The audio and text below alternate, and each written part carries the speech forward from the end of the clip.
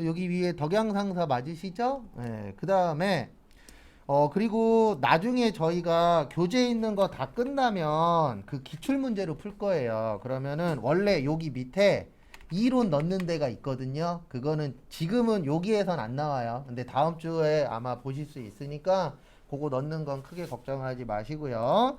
일단 이론 문제 있습니다. 이론 15문제 있거든요. 시간은 많이는 못 드리고 10시 48분까지 드릴 테니까 이론 15개 먼저 풀어보세요. 그래서 요번 주 금요일까지는 이런 식으로 쪼개서 볼 겁니다. 그래서 이론 몇 분, 뭐 일반 전표 몇 분, 이런 식으로 나누어서 할게요. 분계래네. 이론 한번 풀어보세요.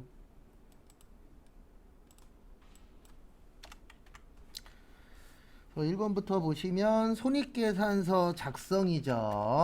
앞에 보시면 저번에 이론 풀 때 한 2번인가 3번 정도 정리를 해드렸었는데요. 우리 대표적으로 재무제표가 두 가지가 있죠. 재무상태표하고 뭐요? 손익계산서. 그래서 두 가지가 겹치는 게 하나 있습니다. 둘 다 총금액으로 적어라라고 되어 있어요. 그래서 정답은 일단 2번이에요. 순액주인 아닙니다. 그 다음에 재무상태표는 구분해서 표시하고 손익계산서는 구분해서 계산해라. 그래서 계산한다 그래서 계산서고 표시한다 그래서 재무상태표예요. 표예요. 그래서 참고하시고 그 다음에 보실게 유동성 배열법이라는 게 있습니다. 그래서 제가 항상 설명드릴 때 유동 먼저 설명드리죠. 네. 그 다음에 비용은 발생주의라 그랬어요. 그래서 1번 맞습니다. 4번도 맞고. 그 다음에 우리 몇 년으로 나누죠? 나눌 때 1년으로 나누죠. 그래서 몇 년 기준이요? 1년 기준. 그 다음에 수익은 실현주의예요. 그 다음에 보실게 우리 저기 잉여금 나누라고 되어 있습니다. 자본잉여금하고 이익잉여금으로. 그 다음에 돈 벌려면 돈 써야 된다. 그 다음에 가짜 쓰지 말아라. 그래서 정답은 2번이세요. 순액이 아니고 총액입니다. 그 다음에 2번에 단번져 불러드릴게요. 2번의 정답은 3번인데 이 문제는 시험 보실 때쯤 되면 거의 다 맞추세요. 근데 왜 시험 볼 때쯤 되면 거의 다 맞추냐면은요. 계속 나와요. 지긋지긋할 정도로. 계속 나옵니다. 이 문제. 일단 참고만 해주시고. 일단 우리 유가증권에 몇 가지 있었어요? 2가지 있었죠. 그래서 지분증권하고 채무증권. 그러니까 이론 잘 풀고 싶으신 분들은 이런 식으로 계속 정리를 해야 돼요. 왜냐면 어차피 이론은 기억력 싸움이잖아요. 그래서 단기매매증권, 매도가능증권, 그 다음에 지분법 적용 투자주식. 그 다음에 채무는 단기매매, 매도가능, 만기보유 증권. 그 다음에 앞으로 이 문구 많이 나옵니다. 미실현. 그래서 미실현이라고 나오면 평가예요. 그리고 평가는 언제 하냐면 12월 31일 날 합니다. 우리 12월 31일을 뭐라 그래요? 기말이라고 해요. 그래서 평가의 뜻이 뭐냐면 돈 맞추는 거예요. 금액 맞추는 거. 그래서 돈을 맞추는데 몇 월 며칠 날 맞출 거다? 12월 31일 날 맞추도록 되어 있습니다. 그래서 그 부분 참고하시고요.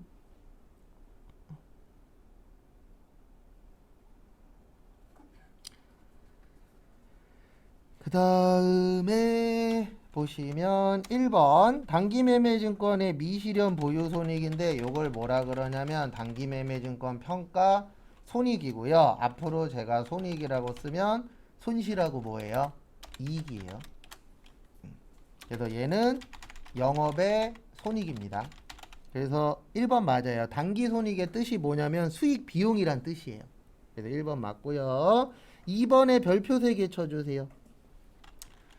매도 가능 증권 평가 손익이라고 있어요. 얘는 기타 포괄 손익 누계액이라 그래서 동네가 자본입니다. 동네가 완전히 달라요. 단기냐 매도냐에 따라서. 그래서 이 문제 공부하실 때 많이 보는 이유 중에 하나가 요것 때문에 보는 거예요. 딴 것 때문에 보는 게 아니고 단기하고 매도하고 같은 곳이에요, 다른 곳이에요? 다르죠? 그래서 요거 잘 나옵니다. 그 다음에 만기 보유 증권은 평가를 안 해요. 그래서 일단 정답은 3번이 되시고요. 그 다음에 거기 4번에 보시면 단기 매매 증권은 유동자산이라고 되어 있죠. 그래서 우리 유동자산의 그 자산은 크게 두 가지로 나누어진다 그랬죠. 유동하고 뭐요? 비유동. 나누는 기준은 몇 년 기준이에요? 1년 기준. 그러면 단기잖아요. 단기는 길어요, 짧아요? 짧죠. 그러니까 무슨 자산 맞아요? 유동자산. 근데 이럴 수도 있어요. 어떨 수도 있냐면 나 헷갈려. 그러면 여기 보십시오. 여기 가서 컨트롤 뭐요? F 무슨 증권? 단기 매매 증권 치면 여기 있잖아요. 당좌자산. 헷갈리시면 이렇게라도 꼭 치십시오. 치는 게 잘못된 거 아닙니다. 헷갈릴 수 있어요. 그래서 정답은 3번. 그 다음에 3번은 제가 이거 많이 얘기했는데 이런 거 틀리시면 안 돼요. 재고자산 나오면 무슨 목적? 판매 목적이라고 여러 번 떠들었잖아요. 그래서 재고자산 나오면 판매 찾으시면 돼요. 그래서 판매 몇 번이에요? 1번. 그러니까 이론 문제는 시간이 좀 걸리긴 하는데 전체적인 내용에서 가장 중요한 거는 뜻풀이 같은 것도 중요합니다. 그래서 정답은 1번이세요. 그래서 재고자산 나오면 무슨 목적이요? 판매 목적. 그 다음에 4번. 거기 4번 보시면은요. 4번 보시면 다른 종류의 자산과의 교환으로 취득한 유형자산의 취득원가는 교환을 위하여 제공한 자산인데요. 우리 이거 외우라 그랬었잖아요. 교환에 혹시 이거 제가 안 외우라 그랬으면 요거 외워주세요. 교환에는 두 가지가 있습니다. 동종 자산 간의 교환이 있고요. 제가 앞으로 교환 나오면 맨날 이것만 적을 거예요. 그 다음에 이종 자산 간의 교환, 이렇게 두 가지로 나누어지세요. 그래서 동종자산 간의 교환은 제공한 자산의 장부가액이고요. 이종은 제공한 자산의 공정가액이에요. 근데 지금 물어본 게 다른 거잖아요. 다르면 동종이에요, 이종이에요? 이종이죠. 그래서 정답은 공정이 들어가야 돼요. 그래서 1번. 그리고 다음 주부터 기출문제를 이제 푸실 시간을 드릴 건데 다음 주에 기출문제 푸실 때 이건 그냥 제 개인적인 생각입니다. 이론보다는 실기 먼저 하시는 게 괜찮을 수 있어요. 왜 그러냐면 이론이 오락가락해요. 난이도가. 쉬울 때는 이렇게 나오면 붙을 것 같아. 이랬다가 어려울 때는 이거 사람이 풀라고 주는 거야? 이런 생각이 들어요. 그래서 오락가락을 좀 많이 하기 때문에 실기 먼저 푸는 것도 나쁘진 않습니다. 그리고 지금 한 얘기는 다음 주에 또 할 거예요. 그 다음에 5번 저기에다 밑줄 치세요. 선입선출법 총평균법. 아주 안 좋은 문제입니다. 그러니까 이때 합격률이 조금 낮아요. 근데 왜 낮냐면은 이런 문제들 나오면은 멘탈이 왔다 갔다 해요. 왜냐면 잘 안 내거든요. 저희 시험에서는. 일단 선입선출법은 뜻을 좀 이해를 하셔야 됩니다. 선입선출법의 뜻이 뭐죠? 먼저 들어온 게 먼저 나갔다 잖아요. 그러면 이렇게 하시면 됩니다. 어떻게 하시면 되냐면 선입선출법 거기 보시면 매출 20개예요. 매출 몇 개예요? 20개. 그래서 요거를 먼저 해주셔야 되세요. 그러면 20개를 파는데 요렇게 팔겠죠. 어떻게 파냐면 위에 거부터 20개 파는 거예요. 그러면은 1월 1일에 10개 팔리겠죠. 맞죠? 그 다음에 3월 14일에 10개 팔리죠. 그러면 이렇게 남는 겁니다. 20개 일단 20개의 단가 얼마요? 12만 원. 그리고 계산기가 필요해요. 이럴 경우에는. 20개에 12만 원이니까 얼마예요? 240. 그 다음에 10월 17일 것도 남겠죠? 그래서 10개에 얼마요? 11만 원. 그러면 110만 원 돼요. 그러면 다 더하면은 얼마예요? 350. 그래서 정답은 3번 아니면 몇 번이에요? 4번. 그 다음에 총평균법에다 밑줄 치세요. 총평균법의 뜻이 뭐냐면은요. 총의 뜻이 뭐죠? 총? 총은 토탈이에요. 그래서 이 총평균법은 매출을 제외한 나머지를 평균 내는 게 총평균법이에요. 그래서 어떻게 하는 거냐면 매출은 신경 쓰시면 안 돼요. 그래서 매출을 빼고 10개, 30개, 10개죠. 맞죠? 매출은 신경 쓰시면 안 돼요. 그러면 총 50개 됩니다. 몇 개 된다고요? 50개. 그 다음에 10개에 10만 원이면 100만 원이에요. 그 다음에 30개에 12만 원이면 360만 원이에요.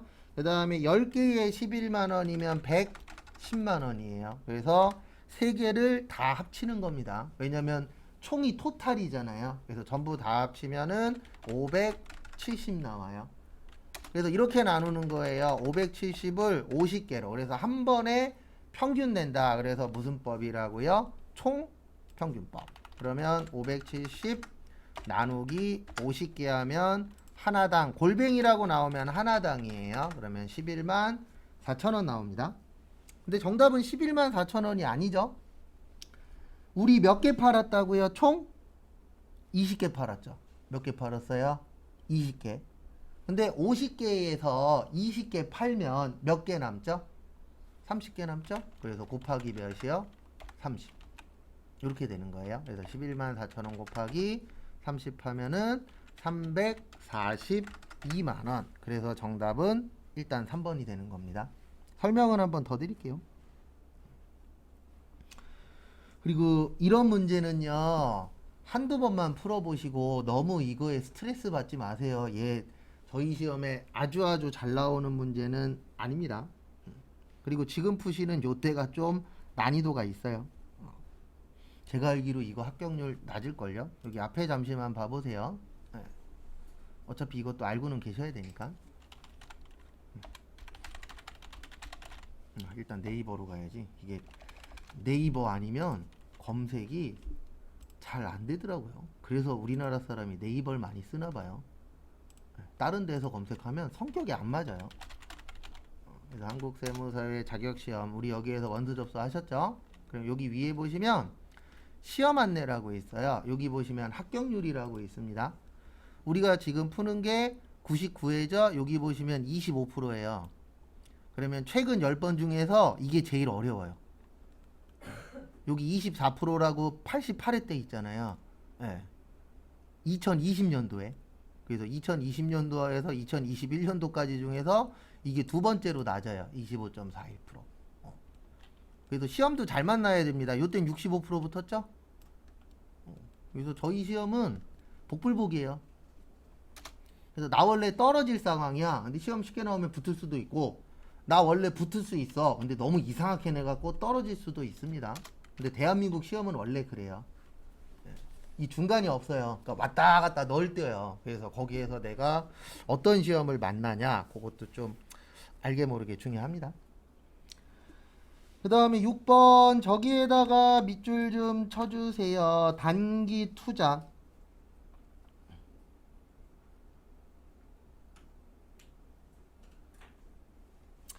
그래서 거기 보시면 한국은 2022년 6월 1일 대한은행으로부터 5천만 원, 상환기간 2년, 이자율 연 12%를 차입했대요. 저기에다 밑줄 치세요. 2년.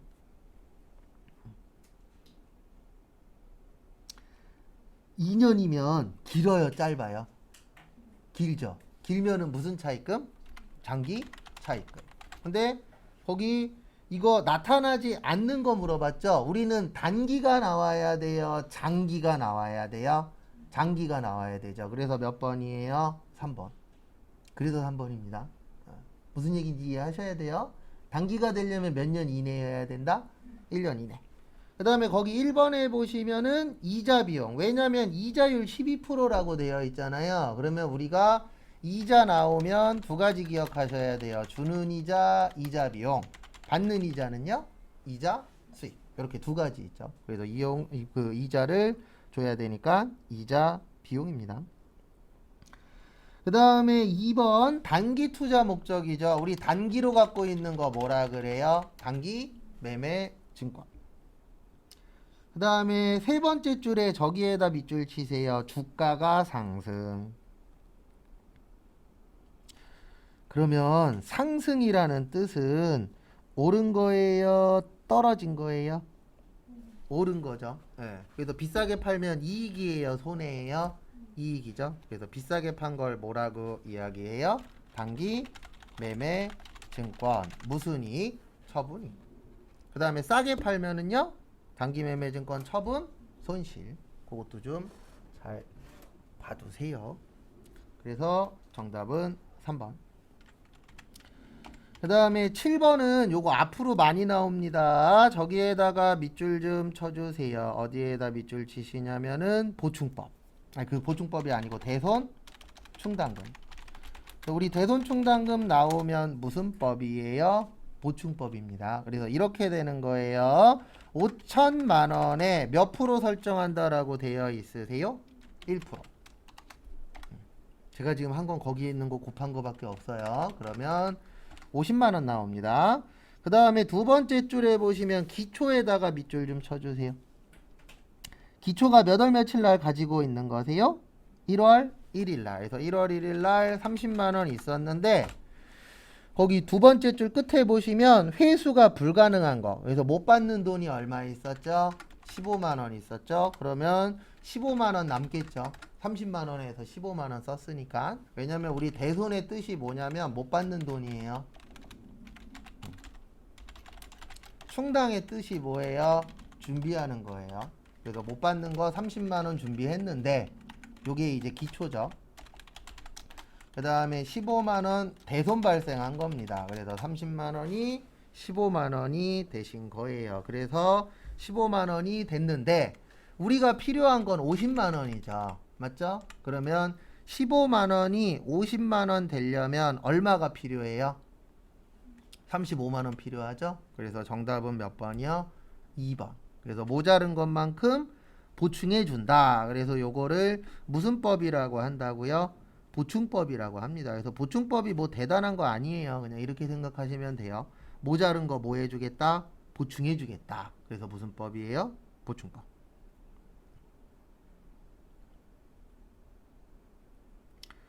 그 다음에 8번. 8번은 같이 할게요. 여기 보세요.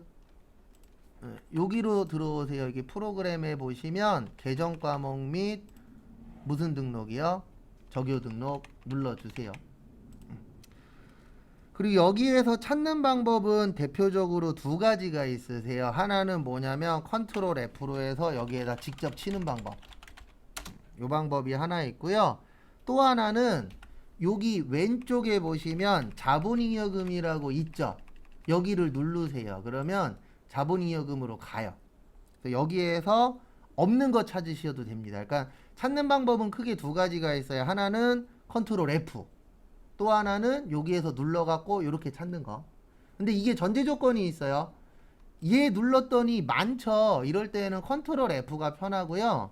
여기 자본잉여금 눌렀더니 좁잖아요. 그럼 요건 그냥 눈으로 봐도 돼요. 정답은 4번 나옵니다.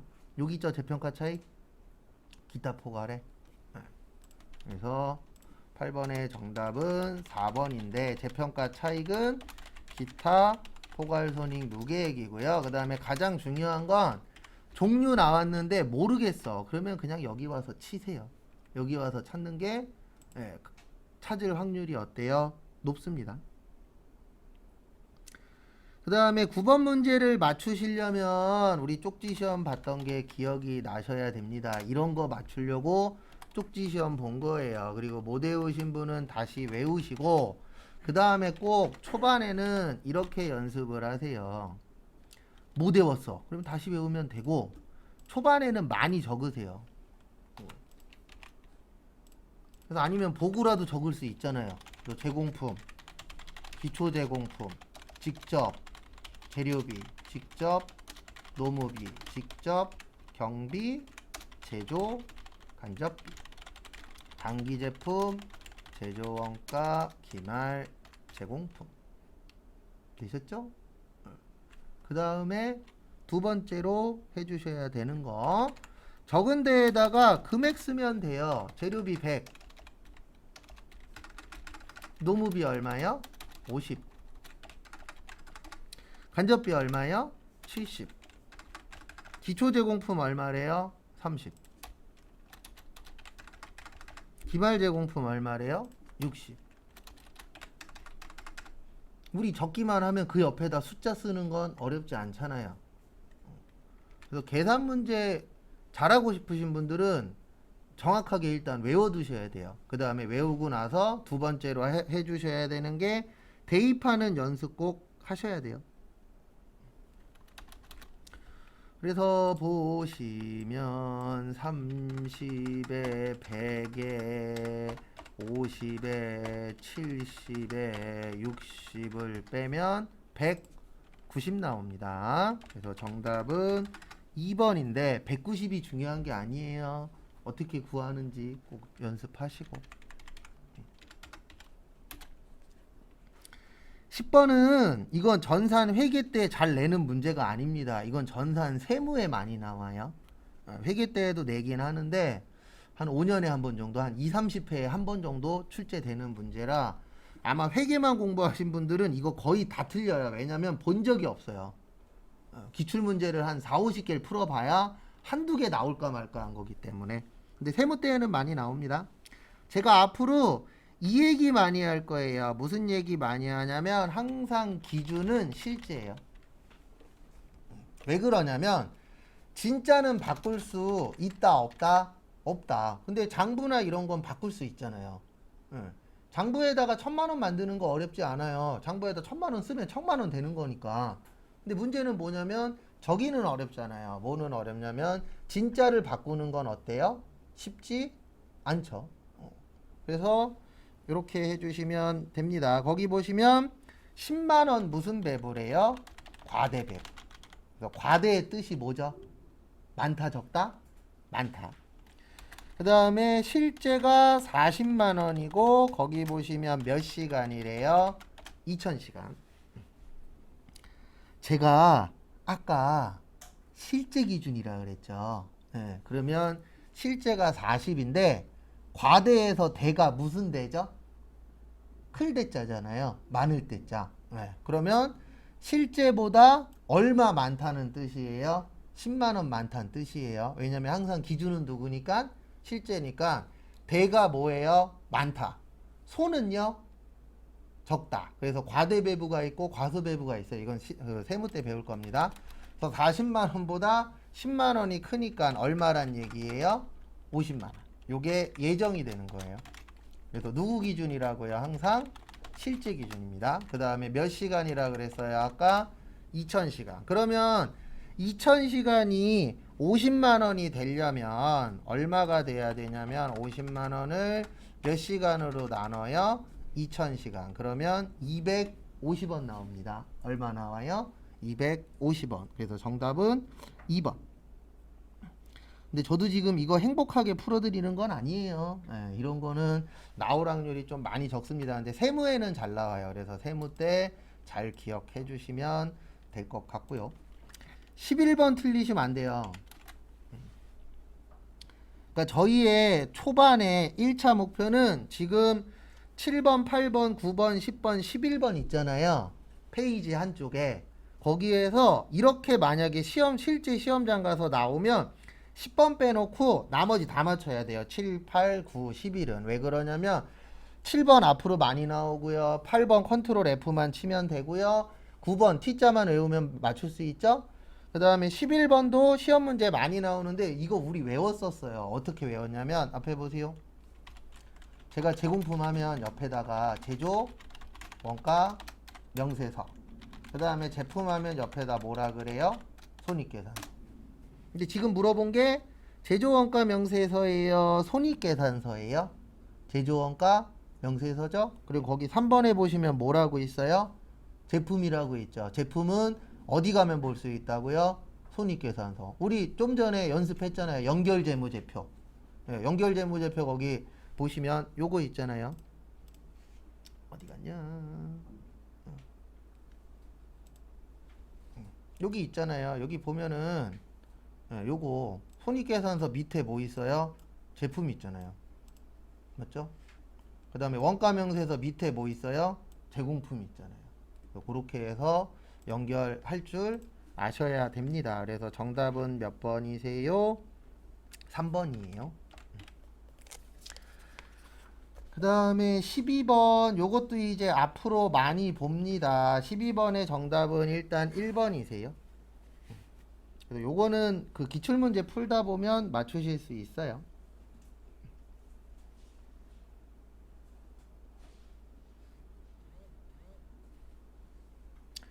그래서 같이 한번 보시면은요. 12번 메모런가라고 있습니다. 요거는 좀 기억해 두시면은 쓸모가 있어요. 왜냐면 요건 좀 잘 내거든요. 시험 때. 그래서 메모런가가 뭐냐면 이미 발생한 원가예요. 그 다음에 옛날 거. 그 다음에 쓸데없는 원가를 메모런가라고 표현합니다. 왜 그러냐면 우리 메몰이라는 말 들어본 적 있죠? 메몰됐다. 이런 얘기들 나오잖아요. 그러면 좋은 거예요? 나쁜 거예요? 나쁜 거죠. 그래서 최근에 어쨌든 저기 지방에서 아파트 붕괴된 거 있었잖아요. 그래서 사람들 매몰됐잖아요. 그래서 뭔가 이렇게 잘못된 거 아니면 쓸데없는 거 발생하면 안 되는 거 그거를 매몰이라고 표현해요. 그래서 과거에 써버린 거, 그 다음에 관련 없는 거 그걸 뭐라 그런다고요? 매몰 원가. 그래서 정답은 1번이고요. 3번도 잘 봐두세요. 기회비용. 기회비용의 뜻은 뭐냐면 우리가 항상 선택의 기로에 놓이잖아요. 그래서 두 가지 이상 선택 방법이 있을 때 선택 후 나머지 중에서 효익이 가장 큰 것.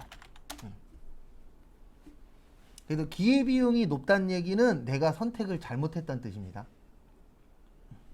이거라 그랬잖아요. 내가 만약에 아파트를 가지고 있어.